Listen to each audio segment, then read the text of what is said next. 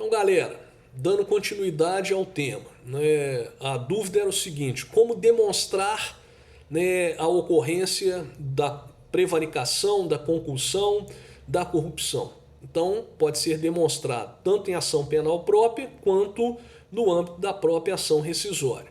Né? Quando for objeto de ação penal própria, aí nós temos que observar a eficácia da sentença penal condenatória no âmbito do processo civil. Né? Então, olha só, prejudicialidade. Assim, por exemplo, se numa ação penal o juiz, né, que proferiu a sentença, que ora é objeto de rescisão no tribunal, foi reconhecido como autor do crime de corrupção e essa sentença penal condenatória transitou em julgado, não pode o juízo decisório desconsiderar esse julgamento. É isso que eu quero dizer para os senhores.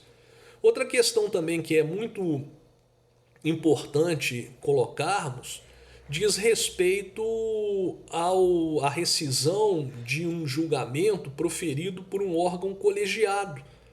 Então, um acórdão que foi proferido por uma turma, né? Uma turma, ela é composta de 3 desembargadores.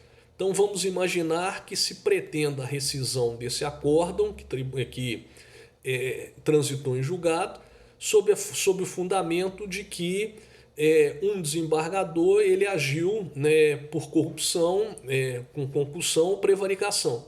Então, nesse caso, só vai ser possível rescindir o acórdão, né, sob esse fundamento se, né, foi o desembargador corrupto, que prevaricou, que agiu com concussão, o autor do voto vencedor. Então, ele deu o voto que influenciou no julgamento. Caso o desembargador que tenha praticado o crime, né, tenha sido o autor do voto vencido, então falta interesse de agir no ajuizamento da ação rescisória.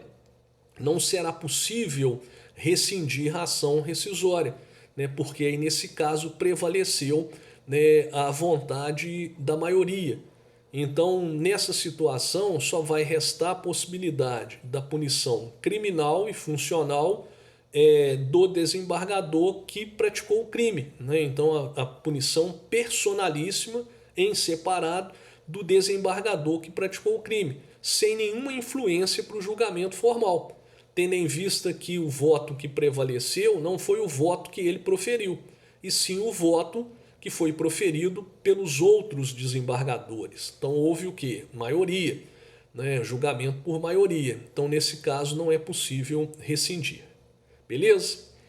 A segunda hipótese de julgamento da ação rescisória, né, contém um vício que ora é dirigido à pessoa do juiz, no caso do impedimento, e ora é dirigido ao juízo, no caso da incompetência absoluta do juízo. Então, é possível rescindir uma decisão de mérito passada em julgado que foi proferida por um juiz impedido ou absolutamente incompetente.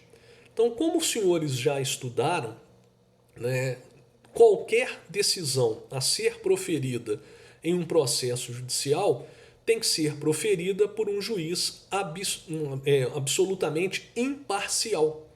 Né? As causas de impedimento do juiz estão previstas no artigo 144 do CPC. São motivos de presunção absoluta de parcialidade do juiz. Por exemplo, não pode atuar num processo e julgá-lo um juiz que é esposo de uma das partes. Então, se isso acontecer e essa decisão transitar em julgado, ela contém um vício que permite a sua desconstituição através de ação rescisória. Igualmente, se uma sentença for proferida por um juízo absolutamente incompetente, né, é possível, né, rescindi-la no tribunal, tendo em vista que a incompetência absoluta do juízo é um vício insanável que pode ser, né, alegado a qualquer tempo, em qualquer grau de jurisdição. Né? Relembrem-se quando os senhores estudaram no Direito Processual Civil 1, né, a questão da competência. né, a competência nesse caso ela é ditada por interesse público, em razão da matéria, em razão da pessoa, em razão da função. Então não é possível desconsiderar esse interesse público.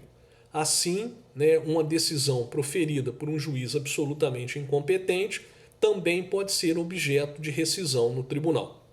Né? Até breve, um grande abraço, um bom final de semana a todos e no momento oportuno nós retornamos às causas de rescindibilidade.